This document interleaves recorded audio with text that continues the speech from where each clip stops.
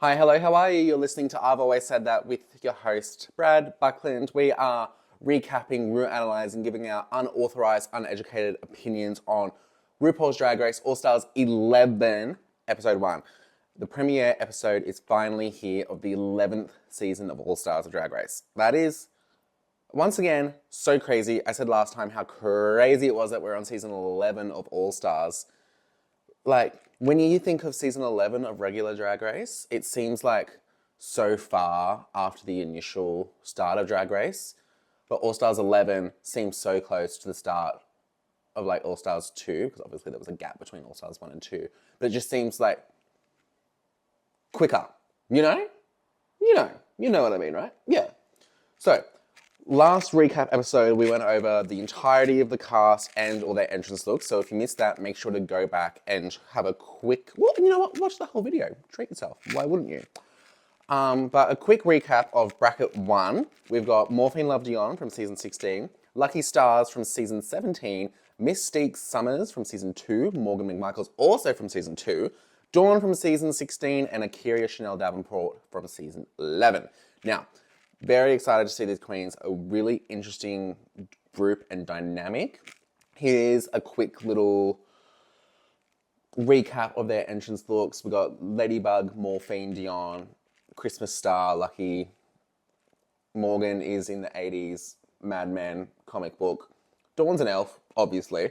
And Akira is giving us pageant excellence, as she always would. We love to see it. Very excited. Now, they walk the main stage for their entrances, and they are given the rude awakening from RuPaul Skidmark Charles, I believe it is, that only the top 2 queens from each bracket will be moving on to the semi-finals, as opposed to the top 3 that was last season. So it's going to be very hard to kind of put yourself in the lead with only 3 episodes. I'm concerned I would be pooping my pants.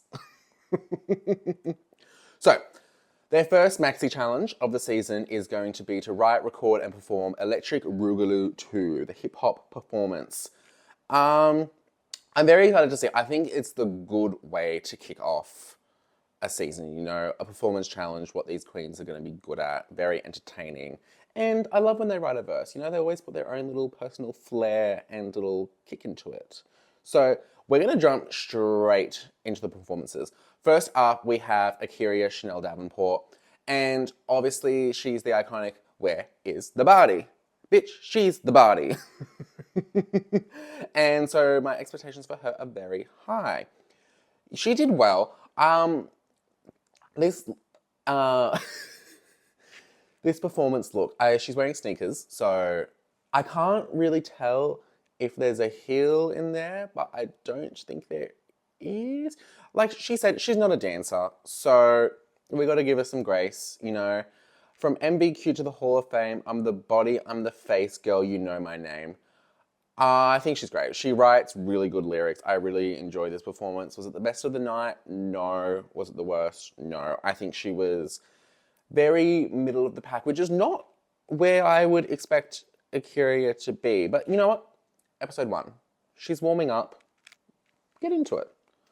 Second, we have Dawn. And I was very surprised at Dawn's hip-hop performance because I don't exactly equate Dawn and hip-hop together, you know? First of all, love this look. Very artsy, very Dawn, but also mixed really well with like this hip-hop aesthetic. Very bright colors.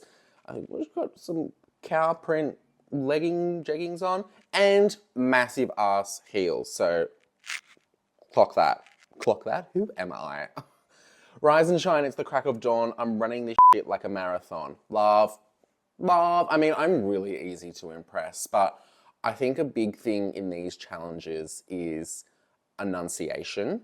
So if I need the subtitles on to be able to understand what you're saying. Side note though, sometimes they play the music really loud and that makes me feel old because I'm like, I can't hear what they're saying.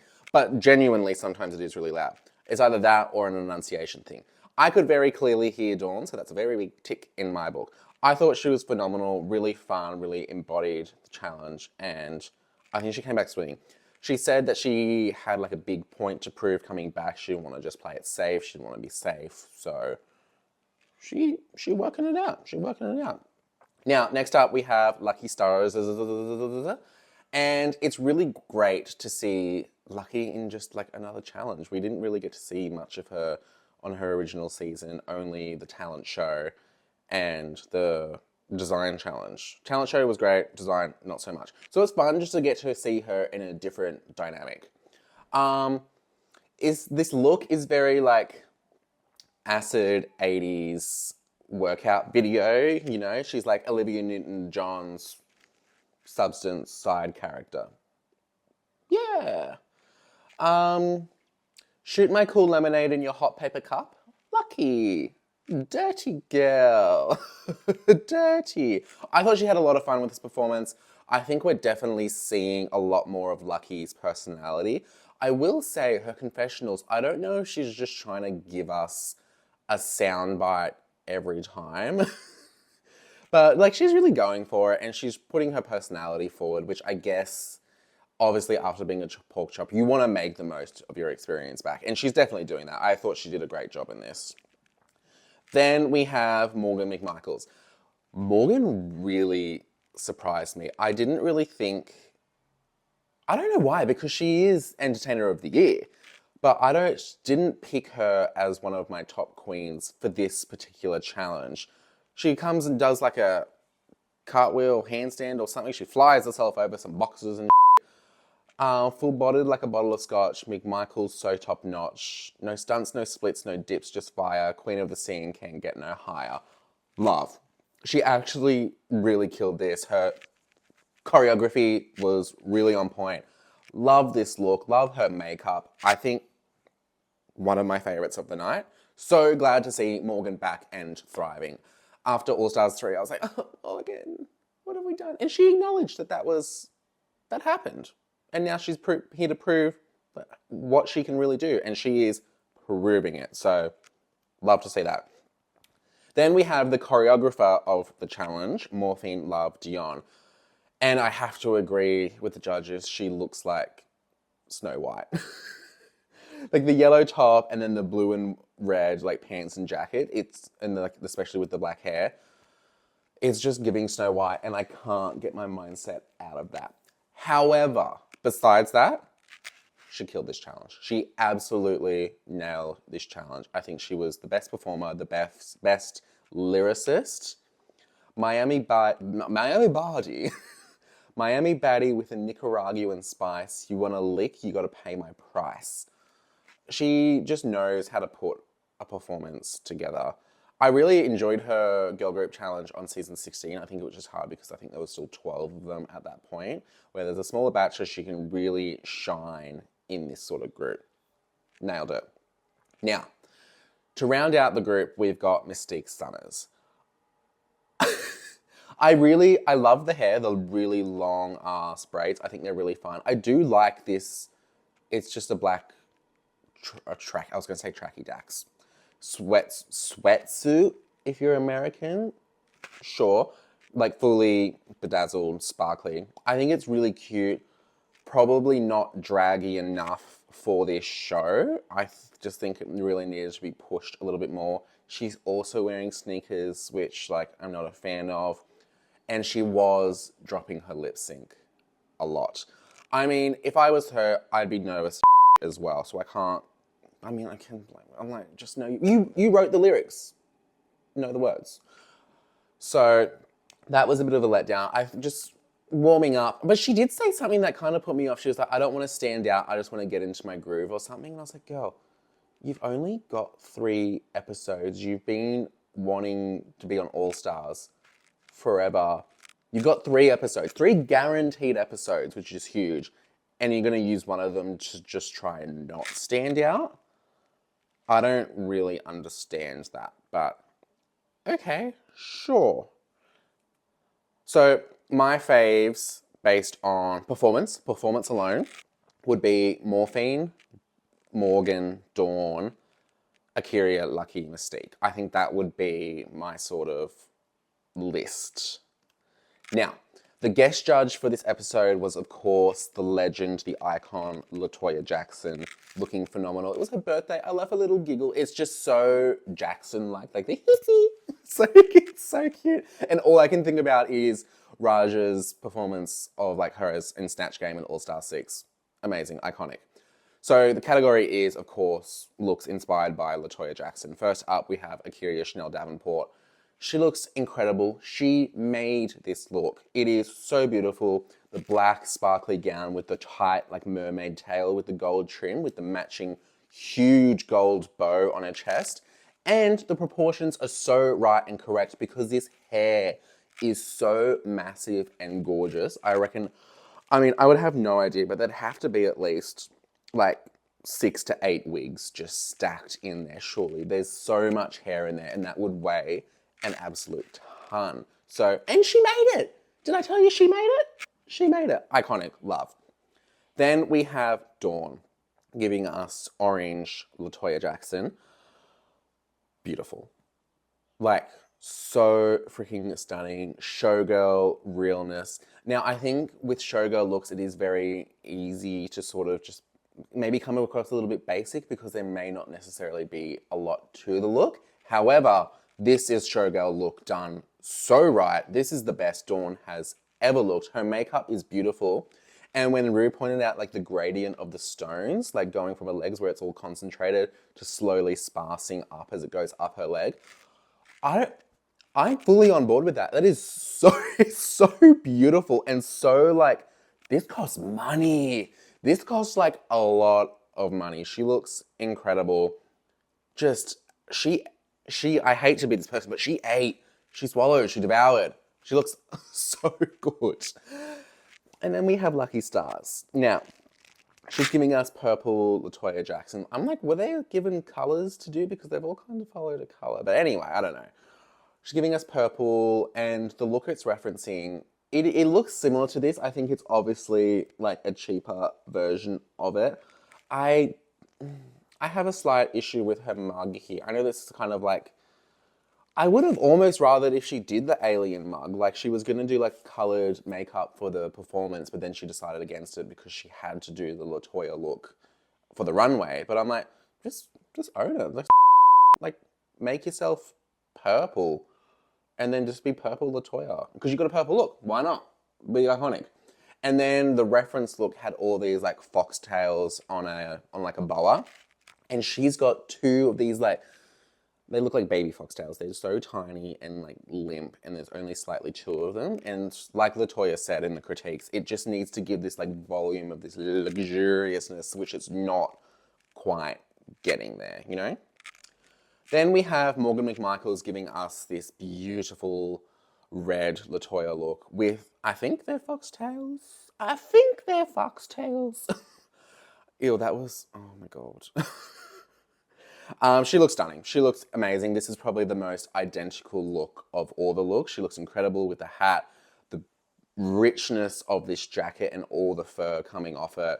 She looks phenomenal. I'm so glad to see Morgan back and just absolutely killing it. Just, chef's kiss, chef's kiss. We have Morphine Love Dion giving us this white LaToya showgirl look. And this looks like it weighs a ton. This massive like back piece of feathers with this massive headpiece. The body part is done so intricately with all the beading and the jewels coming off it. Even like right down to the detailing on the boots. The attention to detail in this look is just impeccable. She looks so phenomenal. They really did not come to play, as they shouldn't, because this is just the best of the best and they look incredible. Then we have Mystique, and in the reference photo, I believe the look was blue. This is purple, and it is also just not done to the same standard, or anywhere close.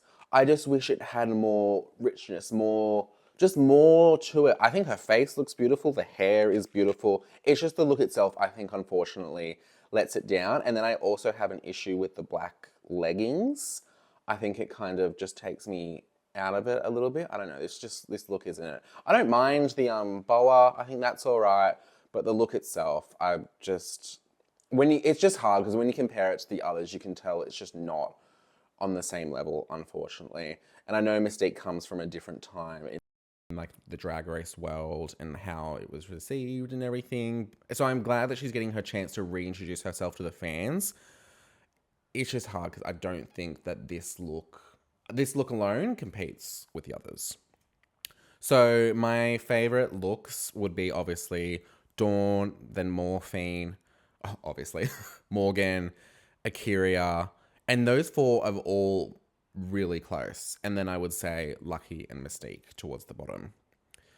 So the judges give their critiques, and the tops of the week are Dawn, Morgan, and Morphine. But the top two that will receive 2 points each are Dawn and Morgan. And I was surprised that Morphine wasn't up there. However, they really did not like her Snow White look. Oh, like at all. They were not here for it. And I think that unfortunately knocked her out of the top. And I think it's playing with her head a little bit. Like, that's not good. All right, first lip sync of the season, we have Dawn versus Morgan McMichaels lip syncing to Such a Wicked Love by, of course, LaToya Jackson. Also, isn't it so crazy to just be like, we have Dawn lip syncing against Morgan McMichaels? Like, what sort of brawn simulator are we in right now? Like, it's so crazy. It's just so fun. Morgan, from the get-go, is just giving it her all. Dawn kind of has more like a slower approach, and she's kind of looks like she's like hiding something behind her back, and she reveals that she's got these gloves with these long ass feathers on each finger, which I think is really fun. But she takes it off almost immediately after such a long build up to that point. I don't know if that was the edit or something, but I just wish she kind of kept them on for a little bit longer.